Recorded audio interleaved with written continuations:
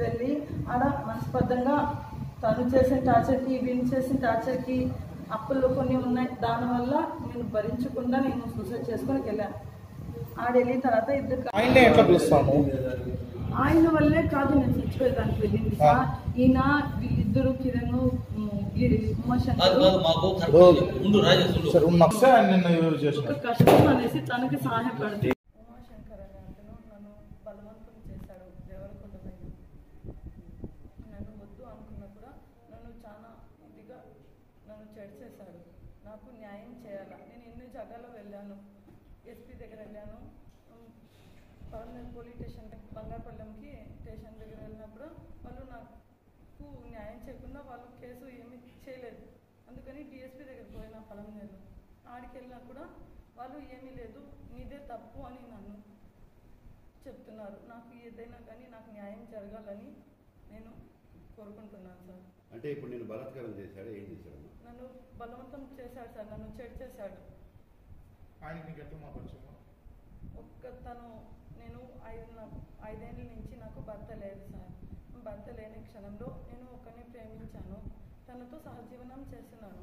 ఆ కంప్లైంట్ నా భర్త గురించి నేను కంప్లైంట్ ఇచ్చాను వల్ల ఆడ ఎఫ్ఐఆర్లో మొబైల్ నెంబర్ తీసుకొని కిరణ్ అనే అతను నాకు 5 ఏళ్ళ నుంచి సతాయిస్తా అన్నాడు.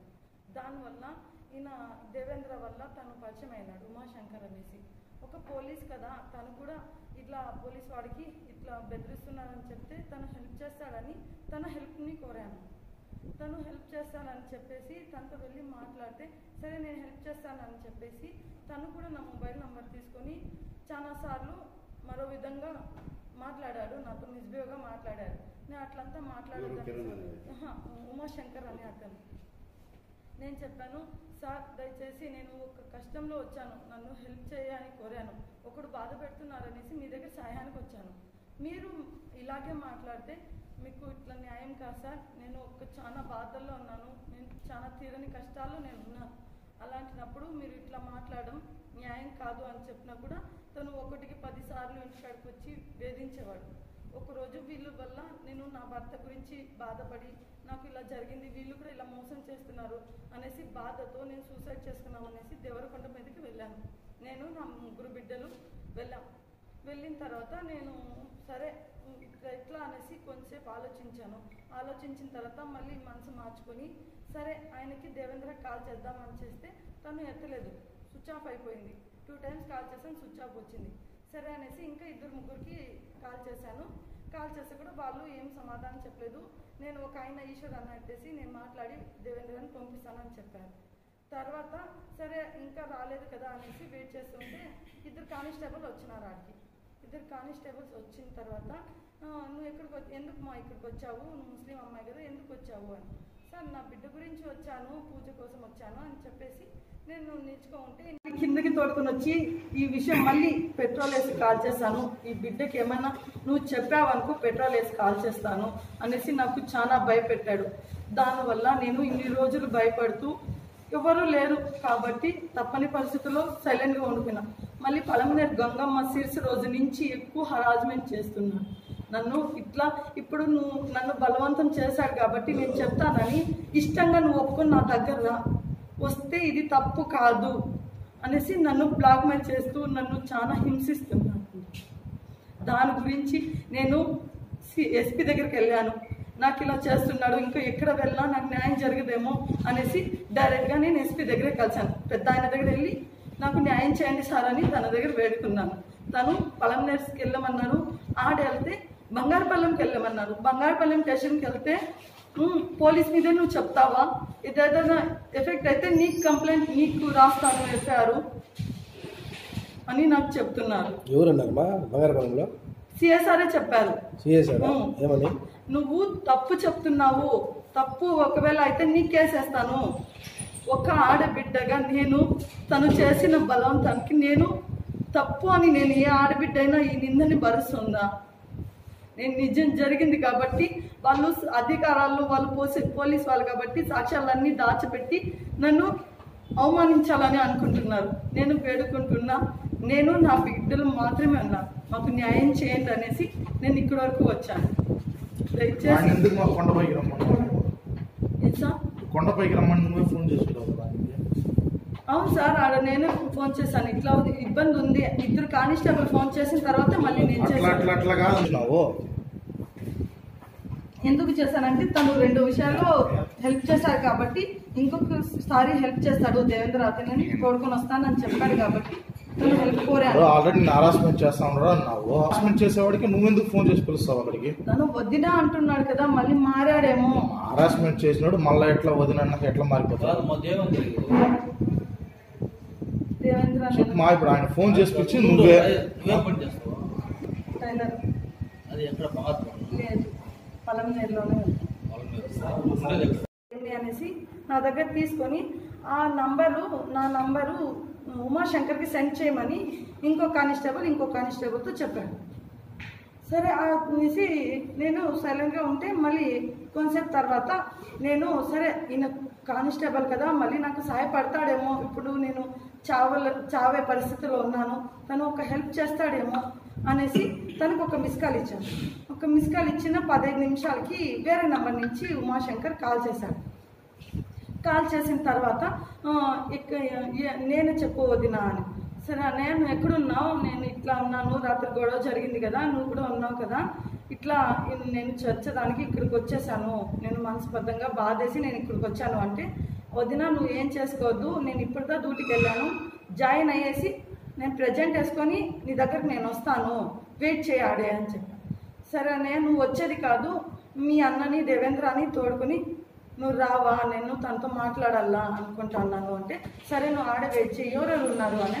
నేను నా 3 బిడ్డలు ఉన్నాము, దానికోసం వెయిట్ చేస్తాను సార్ అంటే, సరే నేను వస్తాను అనేసి తను కార్లో వచ్చాడు, వైట్ కలర్ కార్లో వచ్చాడు. వచ్చిన తర్వాత ఇక్కడ అన్నయ్య ఆయన దేవేంద్ర రాలేదా అని అడిగిన తర్వాత, లేదు వస్తాడు, తనతో నేను మాట్లాడాను, వస్తాను అని చెప్పాడు అనేసి నాతో చెప్పి ఆడ కూర్చోబెట్టాను. ఇక్కడ 1 నిమిషం అనేసి కార్లో వెళ్ళి 3 కూల్ డ్రింక్ బాటిల్ తెచ్చాడు. ఒకటి బిడ్డకి ఇచ్చాడు, ఒకటి తను తాగాడు నా ముందు, తర్వాత నాకు ఇచ్చాడు.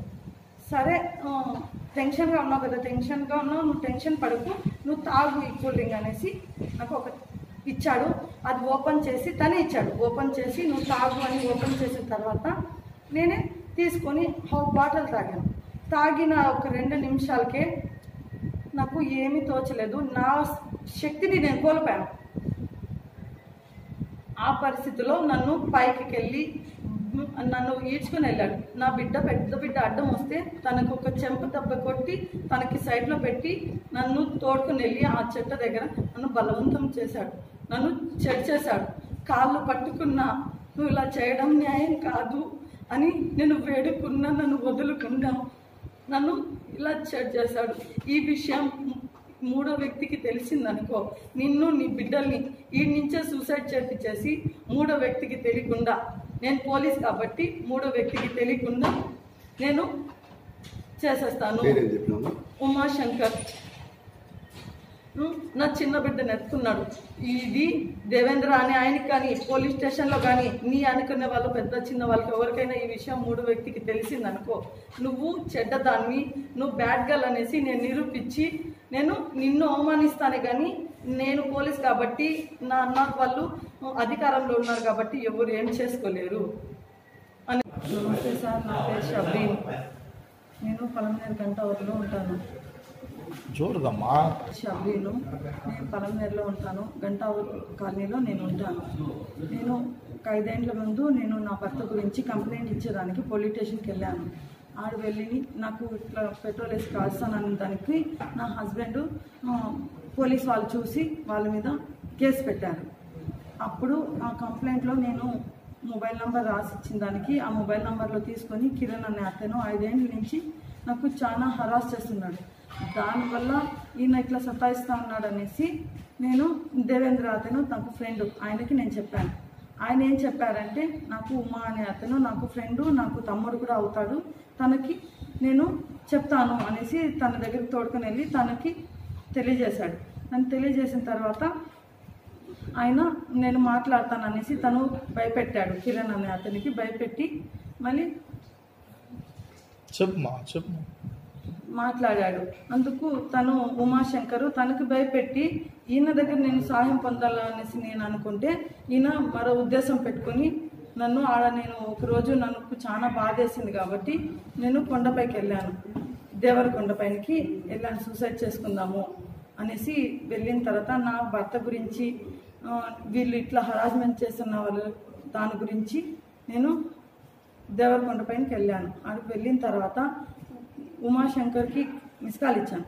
ఇట్లా నాకు చాలా కష్టంలో ఉన్నాను అన్నయ్య, నేను చాలా బాధలో ఉన్నాను, ఇట్లా నేను చావేదానికి వచ్చాను, ఇప్పుడు నేను ఏం చేయాలో నాకు దిక్కు తోచట్లేదు అన్నయ్య అంటే, సరే నువ్వు ఏం భయపడద్దు వద్దినా నేను వస్తాను అనేసి నాకు చెప్పాడు. నేను ఎక్కడున్నాము అంటే, నేను ఇప్పుడుదా పోలీస్ స్టేషన్లో వెళ్ళాను, నేను జాయిన్ అయ్యేసి 1 గంట లోపల నేను వచ్చేస్తాను, నువ్వు ఆడే వెయిట్ చేయి, నేను మీ ఫ్రెండ్ని కూడా తోడుకొని వస్తాను దేవేంద్ర అని, నువ్వు ఏం చేసుకోవద్దు బిడ్డలు ఉన్నారు కదా అనేసి నాకు నచ్చి చెప్పి ఆడే ఉండమని చెప్పినందుకు నేను ఆడ వెయిట్ చేస్తూ ఉండగా తను వచ్చాడు, ఒంటరిగా వచ్చాడు.